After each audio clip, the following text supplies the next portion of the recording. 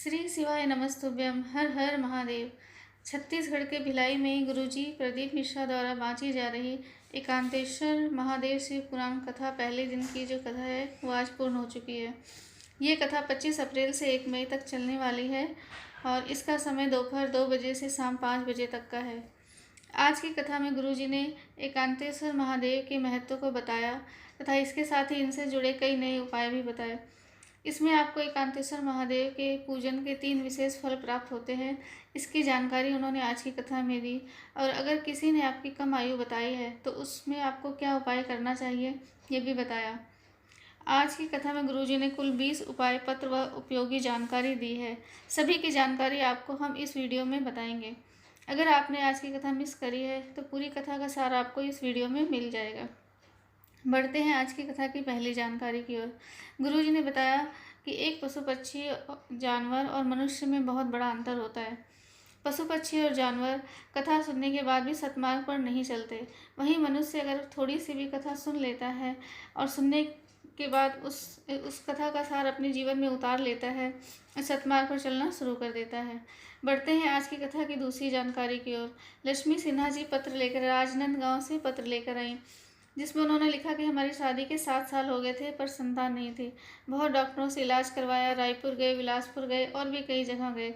जहाँ जहाँ लोगों ने बताया वहाँ वहाँ गए, गोदी भी भरवाए पर कुछ भी लाभ नहीं हुआ। शिव की कृपा से आपकी कथा सुनना प्रारंभ किया और आपके बताए अनुसार पशुपतिनाथ व्रत किया और साथ में सफ़ेद आंकड़े की जड़ का उपाय भी किया। हमारे मन में सीहोर जाने की इच्छा हुई। इसके बाद हम सीहोर गए और कंकड़ रूपी शंकर का पूजन अर्चन किया। सीहोर से लौटने के 1 महीने बाद गर्भ ठहर गया और एक बच्चे ने जन्म लिया। उसी का आभार व्यक्त करने हम कथा पंडाल में आए हैं। बढ़ते हैं तीसरी जानकारी की ओर। गुरुजी ने कहा, अगर कोई भूलवश या किसी के साथ भी शिव मंदिर पहुंच गया है या फिर उसका मन वहां मंदिर में नहीं लग रहा है या फिर वो आना नहीं चाह रहा था या फिर कोई ऐसा है जो किसी को कथा पंडाल में छोड़ने गया और कह रहा है कि कथा पंडाल तक छोड़कर तुरंत वापस आ जाऊंगा। गुरुजी ने कहा, मात्र इतना करने से ही वह शिव के द्वार तक पहुंच रहा है, तो मात्र इतना करने से ही शिव के द्वार पहुंचने पर शिव कुछ ना कुछ प्रदान कर देते हैं, यह निश्चित है। बढ़ते हैं चौथी जानकारी की ओर। अगर आप एक छोटे से पत्थर को उठाकर उसे परमात्मा मानकर, ईश्वर मानकर पूजन करना शुरू कर देते हैं और उसकी पूजा अर्चना करते हैं और ऐसा आप निरंतर करते हैं तो उस पत्थर की भी प्राण प्रतिष्ठा हो जाती है और उसमें प्राण आ जाते हैं। इसी तरह अगर आप रोज़ कथा सुनते चले जाओगे, रोज़ भजन करते चले जाओगे तो उतना ही उस भजन में प्राण प्रतिष्ठा हो जाएगी और आपकी मनोकामना पूरी हो जाएगी। बढ़ते हैं आज की कथा की 5वीं जानकारी की ओर। लोगों ने सीहोर वाले महाराज जी के ये क्लिप तो चला दी कि बेलपत्र पर शहद लगाकर उसे शिवलिंग पर चिपकाकर एग्ज़ाम देने चले जाना सफलता प्राप्त हो जाएगी, पर लोगों ने पूरी क्लिप नहीं चलाई, आधी ही चलाई। आगे ये काट दिया जिसमें गुरुजी बोलते हैं कि आपको अपनी तरफ से पूरा काम करना है, कर्म करना है, मेहनत करनी है, अपनी तरफ से कोई कसर नहीं छोड़नी। उसके बाद शंकर पर विश्वास करके एक बेलपत्र की बीच वाली पत्ती पर शहद लगाकर उसे शिवलिंग पर चिपकाकर एग्ज़ाम देने चले जाओ तो आपको सफल होने से कोई नहीं रोक सकता। बढ़ते हैं आज की कथा की 6ठी जानकारी की ओर। सरोज सेन जी रायपुर से पत्र लेकर आई। मैं रायपुर की कथा में भोलेनाथ जी से प्रार्थना करके गई थी। कहते हैं कथा पंडाल में बैठकर श्री शिवाय नमस्तुभ्यम बोलकर जो कुछ भी भोलेनाथ से मांगता है वो भोलेनाथ प्रदान कर देते हैं। और मैंने भी ये कामना की थी कि मेरा मकान डबल ट्रिपल मंजिल हो जाए। और अगली कथा जब भी आसपास में होगी तो मैं पंडाल में जाकर सुनूंगी। और बाबा की कृपा से मेरा ट्रिपल मंजिल का घर बन गया है और उसी का आभार व्यक्त करने कथा पंडाल में आई हूँ। बढ़ते हैं आज की कथा की 7वीं जानकारी की ओर।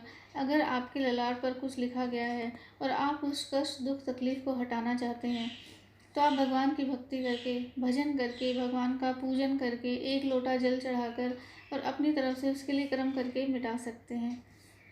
बढ़ते हैं आज की कथा की 8वीं जानकारी की ओर। एकांत में रखा हुआ शिवलिंग आपको 3 चीज़ें प्रदान करता है। पहला, आपकी उम्र बढ़ाता है। दूसरा, आपके शरीर में बीमारी नहीं आने देता। तीसरा, जीवन में वैभव, सत्ता और लक्ष्मी की कमी नहीं आने देता। एक शिवलिंग अगर आपको एकांत में दिख रहा है, वहाँ ना गणेश है, ना कार्तिकेय है, ना गौरा माँ है, ना नंदी है, तो भी एकमात्र शिवलिंग की पूजन करने से आपको 33 करोड़ देवी देवताओं का आशीर्वाद प्राप्त हो जाता है। बढ़ते हैं आज की कथा की 9वीं जानकारी की ओर। कई लोग पूछते हैं कि शिवलिंग खंडित हो गया है तो क्या हम उसको बदल दें। तो इस पर गुरुजी ने बताया कि अगर शिवलिंग के टुकड़े टुकड़े भी हो जाएं तो कई छोटे छोटे टुकड़े भी हो जाएं तब भी सभी एकांतेश्वर महादेव हैं और पूजनीय हैं। सभी छोटे टुकड़े शिवलिंग ही हैं और पूजनीय हैं। बढ़ते हैं आज की कथा की 10वीं जानकारी की ओर। जब हम बालू रेत का शिवलिंग बनाते हैं और उस रेत बालू के शिवलिंग की पूजन अर्चन करते हैं तो उस बालू रेत में जितने भी कण होते हैं उतने हजारों लाखों शिवलिंग की पूजा का फल हमें प्राप्त हो जाता है। बढ़ते हैं आज की कथा की 11वीं जानकारी की ओर। गुरु जी ने कहा कि ये जरूरी नहीं कि आप 4 लाख लोगों को भंडारा कराओगे तो आपको भंडारा कराने का सुख मिलेगा। जरूरी नहीं कि तुम 100 200 या 1000 लोगों को भोजन कराओगे तो तुम्हें भंडारे का सुख मिलेगा।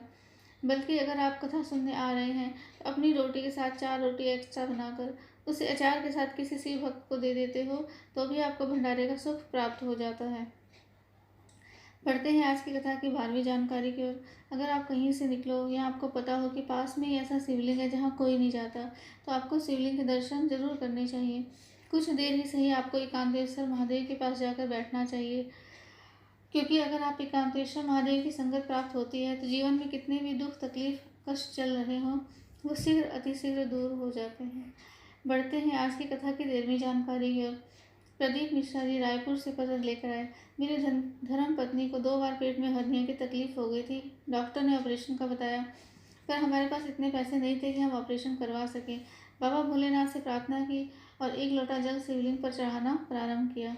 उस जल को औषधि रूप में प्राप्त करके उसका आचमन भी शुरू कर दिया और मैंने प्रार्थना की, अगर मेरी पत्नी बिना ऑपरेशन के ठीक हो जाती है तो मैं कथा पंडाल में बैठकर कथा सुनूंगा।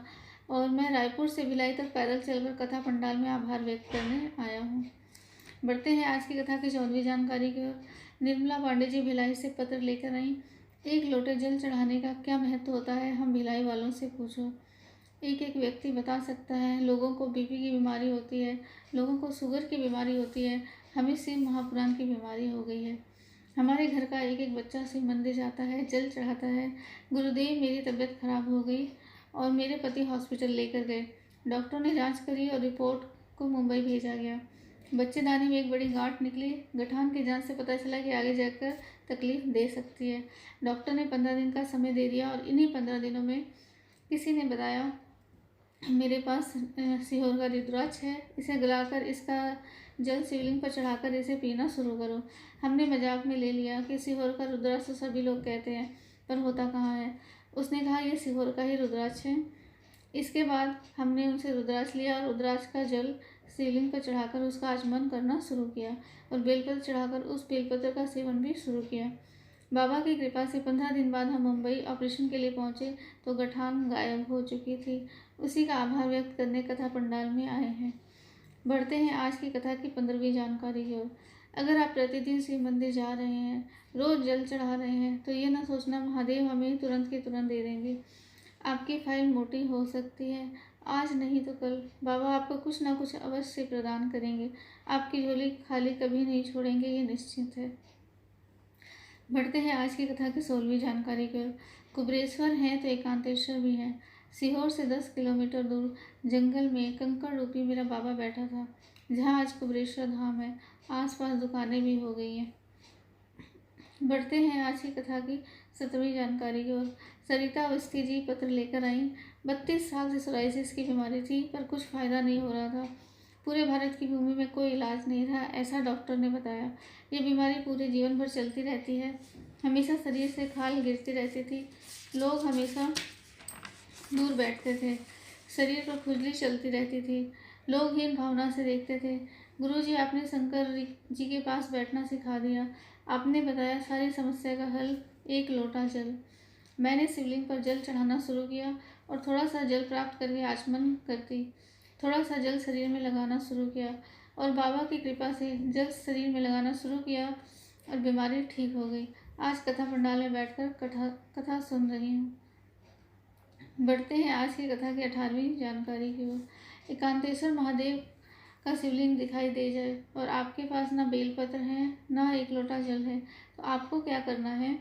एकांतेश्वर महादेव के आसपास जो भी पेड़ लगे हों उसी पेड़ की पत्ती तोड़कर एकांतेश्वर महादेव के ऊपर चढ़ाकर अपनी विनती करके चले जाना। इतना मात्र करने से आपकी सभी मनोकामनाएं पूरी हो जाती हैं। बढ़ते हैं आज की कथा की 19वीं जानकारी की ओर। समी देवांगना जी पत्र लेकर आईं। 10 साल से संतान सुख नहीं था। पहली बार जब डॉक्टर को दिखाया तो डॉक्टर ने कहा कि पूरे जीवन में संतान सुख नहीं हो सकता, कि गर्भाशय में समस्या है। 1 लोटा जल और सफ़ेद आंकड़े की जड़ के बाबा की ऐसी कृपा हुई कि 10 साल बाद संतान की प्राप्ति हुई और उसी का आभार व्यक्त करने कथा पंडाल में आई हूँ। बढ़ते हैं आज की कथा की 20वीं जानकारी की ओर। जिनकी पत्रिका देखकर विद्वान या फिर कोई पंडित कह दे कि आपकी आयु कम है, तो आपको एकांतेश्वर महादेव का पूजन करना चाहिए या एकांतेश्वर महादेव का नाम जाप करना चाहिए, या फिर आपको श्री शिवाय नमस्तुभ्यं मंत्र का जप करना चाहिए, या फिर आपको नमः शिवाय या ओम नमः शिवाय मंत्र का जाप करना चाहिए। महादेव की कृपा मात्र नाम जाप से या फिर मंत्र जाप से भी प्राप्त हो जाती है। ये आज की कथा का सार तत्व है।